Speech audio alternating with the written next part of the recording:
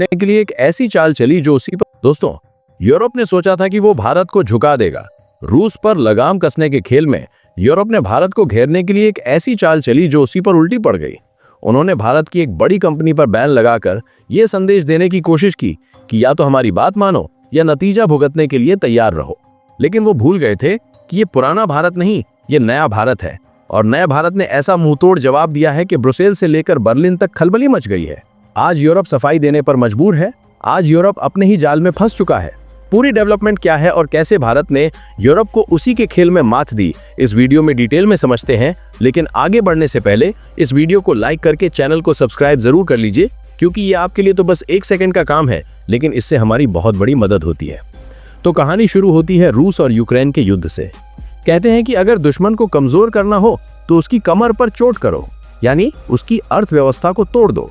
Europe और America पिछले 2 सालों से यही करने की कोशिश कर रहे हैं। उन्होंने रूस पर एक के बाद एक 14 प्रतिबंधों के पैकेज लगा दिए।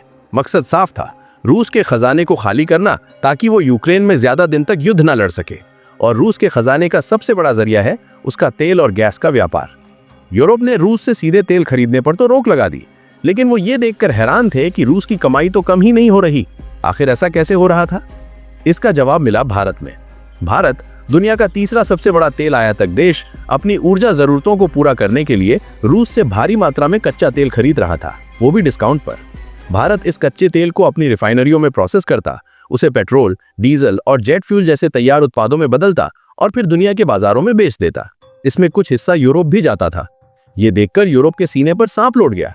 उन्हें लगा कि भारत उनकी पाबंदियों को बेअसर कर रहा है और रूस की मदद कर रहा है। बस यहीं से उन्होंने भारत पर दबाव बनाने का खेल शुरू किया। अपने 14वें प्रतिबंध पैकेज में यूरोपीय संघ ने एक ऐसा कदम उठाया जो सीधे सीधे भारत पर हमला था। उन्होंने पहली बार भारत की एक बड़ी प्राइवेट रिफाइनरी नायरा एनर्जी पर सीधे सीधे बैन लगा दिया। आपको बता दूं, नायरा एनर्जी को पहले एसआर ऑयल के नाम से जाना जाता था और ये भारत की दूसरी सबसे बड़ी रिफाइनरी है। इसमें रूस की सबसे बड़ी तेल कंपनी रोसनेफ्ट की बड़ी हिस्सेदारी है। यूरोप का आरोप था कि नायरा एनर्जी रूसी कच्चे तेल को रिफाइन करके यूरोप को बेच रही है, जिससे रूस को अप्रत्यक्ष रूप से फायदा हो रहा है। ये यूरोप की एक सोची समझी साजिश थी। वो नायरा पर बैन लगाकर भारत को ये संदेश देना चाहते थे कि अगर तुमने रूस से तेल खरीदना बंद नहीं किया तो हम तुम्हारी एक एक कंपनी को निशाना बनाएंगे। लेकिन भारत ने इस धमकी के सामने झुकने से साफ इनकार कर दिया। भारत ने 2 टूक शब्दों में कह दिया, हम किसी भी एक तरफा प्रतिबंध को नहीं मानते। भारत ने कहा कि ऊर्जा सुरक्षा हमारी राष्ट्रीय जरूरत है और हम अपने देश के लोगों की जरूरतों को पूरा करने के लिए किसी भी देश से व्यापार करने के लिए स्वतंत्र हैं। भारत ने यूरोप को आईना दिखाते हुए कहा कि वो दोहरे मापदंड अपनाना बंद करे। भारत का ये रुख एक करारे तमाचे जैसा था। यूरोपीय संघ को समझ आ गया कि ये दाव उल्टा पड़ गया है। भारत जैसा बड़ा और ताकतवर देश उनकी धमकियों से डरने वाला नहीं है। बस फिर क्या था? जो यूरोप कल तक आंखें दिखा रहा था, वो आज सफाई देने पर मजबूर हो गया। यूरोपीय संघ के राजदूत हार्वे बेफलिन तुरंत सामने आए और एक्स पर लंबे चौड़े पोस्ट लिखकर सफाई देने लगे। कहने लगे कि हमारा मकसद भारत को निशाना बनाना नहीं है, हम तो बस रूस की युद्ध की मशीन को कमजोर करना चाहते हैं। उन्होंने कहा कि इन प्रतिबंधों से भारत जैसे बड़े खरीदारों को फायदा ही होगा, क्योंकि वो रूस से और ज्यादा मोल भाव कर पाएंगे।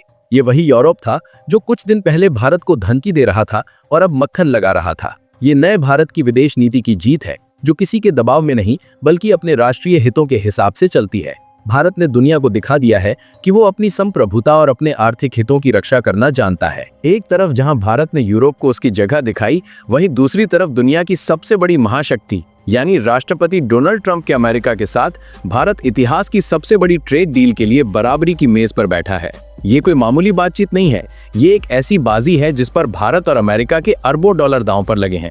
मामला यह है कि राष्ट्रपति ट्रंप की अमेरिका फर्स्ट नीति के तहत लगाई गई भारी भरकम टैरिफ की तलवार भारत पर लटक रही है। 1 अगस्त 2025 की डेडलाइन सामने है और अगर इससे पहले कोई समझौता नहीं हुआ तो भारत के स्टील, एल्यूमिनियम और ऑटोमोबाइल जैसे कई जरूरी सामानों पर 26% का अतिरिक्त टैरिफ लगना तय है, जिससे भारत को भारी नुकसान होगा। इसीलिए वॉशिंगटन में भारतीय अधिकारियों की एक टीम ताबड़तोड़ बैठकें कर रही है। भारत का नेतृत्व वाणिज्य मंत्रालय के विशेष सचिव कर रहे हैं। तो भारत इस डील में क्या चाहता है? भारत चाहता है कि ट्रंप प्रशासन हमारे स्टील और एल्यूमिनियम पर लगे अतिरिक्त शुल्क को हटाए। इसके साथ ही भारत अपने उन उद्योगों के लिए अमेरिकी बाजार में आसान पहुंच चाहता है जिनमें लाखों लोगों को रोजगार मिलता है, जैसे कि कपड़ा उद्योग, रत्न और आभूषण, प्लास्टिक, रसायन और सबसे जरूरी हमारे किसानों के उत्पाद जैसे अंगूर और केले। और ट्रंप का अमेरिका हमसे क्या चाहता है? दूसरी तरफ अमेरिका चाहता है कि भारत उसके औद्योगिक सामान, खासकर इलेक्ट्रिक गाड़ियों, महंगी शराब, पेट्रोकेमिकल उत्पादों और डेयरी प्रोडक्ट्स पर लगने वाले इंपोर्ट टैक्स को कम करे। अमेरिका ये भी चाहता है कि भारत उसके जेनेटिकली मॉडिफाइड फसलों और मेवों के लिए अपना बाजार खोल दे, लेकिन यहीं पर पेंच फंसा हुआ है। भारत ने अमेरिका को साफ साफ कह दिया है कि हम किसी भी चीज पर बात कर सकते हैं, लेकिन अपने किसानों के हितों से कोई समझौता नहीं करेंगे।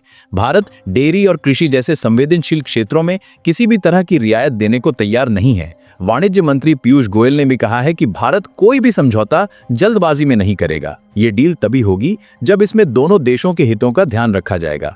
ये बाजी बहुत बड़ी है और भारत इस बार एक मजबूत खिलाड़ी की तरह खेल रहा है। लक्ष्य बड़ा है, 2030 तक दोनों देशों के बीच के व्यापार को $500 अरब तक पहुंचाना। ये बाजी बहुत बड़ी है और भारत इस बार एक मजबूत खिलाड़ी की तरह खेल रहा है। ये देखना दिलचस्प होगा भारत ये बाजी जीत पाता है या नहीं। और भारत की इसी बढ़ती ताकत और सदी हुई कूटनीति का असर है कि जो देश कल तक भारत के खिलाफ जहर उगल रहा था, आज वही देश भारत की दोस्ती के लिए पलके बिछाए बैठा है। जी हाँ, हम बात कर रहे हैं मालदीव की। आपको याद होगा कुछ महीने पहले तक मालदीव में क्या हो रहा था। वहां के नए नए राष्ट्रपति बने मोहम्मद मुइज़्ज़ू ने इंडिया आउट के नारे पर चुनाव जीता था। उनकी पूरी राजनीति भारत विरोध पर टिकी थी। माना जा रहा था कि उन्हें चीन का पूरा समर्थन हासिल है। सत्ता में आते ही उन्होंने भारतीय सैनिकों को देश छोड़ने के लिए कहा और चीन की गोद में जाकर बैठ गए। उनके मंत्रियों ने भारत के प्रधानमंत्री पर अपमानजनक टिप्पणियां की। ऐसा लग रहा था कि भारत और मालदीव के रिश्ते अब रसातल में चले जाएंगे, लेकिन भारत ने यहाँ एक चैंपियन की तरह खेला।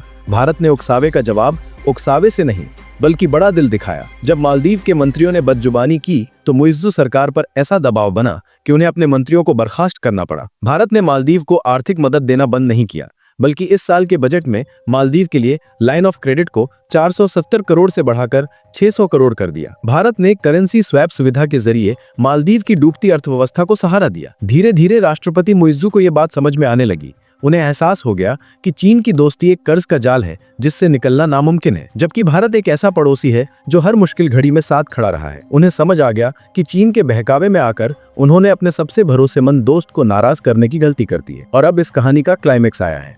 मालदीव ने अपने 60वें स्वतंत्रता दिवस समारोह के लिए भारत के प्रधानमंत्री श्री नरेंद्र मोदी को मुख्य अतिथि के तौर पर आमंत्रित किया है। 25 और 26 जुलाई को प्रधानमंत्री मोदी माले की यात्रा पर होंगे। ये कोई आम यात्रा नहीं है, ये भारत की एक बहुत बड़ी कूटनीतिक जीत है। ये इस बात का सबूत है कि जो राष्ट्रपति इंडिया आउट का नारा देकर सत्ता में आया था, आज वो इंडिया फर्स्ट की नीति पर चलने के लिए मजबूर है। ये सिर्फ मालदीव की घर वापसी नहीं है, ये हिंद महासागर में चीन के मुंह पर एक करारा तमाचा है। ये बताता है कि भारत की पड़ोसी पहले की नीति काम कर रही है। तो चाहे यूरोप का दबाव हो, अमेरिका के साथ व्यापार की जंग हो या पड़ोस में चीन की साजिश, नया भारत आज हर मोर्चे पर डटकर खड़ा है और अपना डंका बजा रहा है। ये वो भारत है जो झुकना नहीं झुकाना जानता है। ये वो भारत है जो अपने हक के लिए लड़ना जानता है।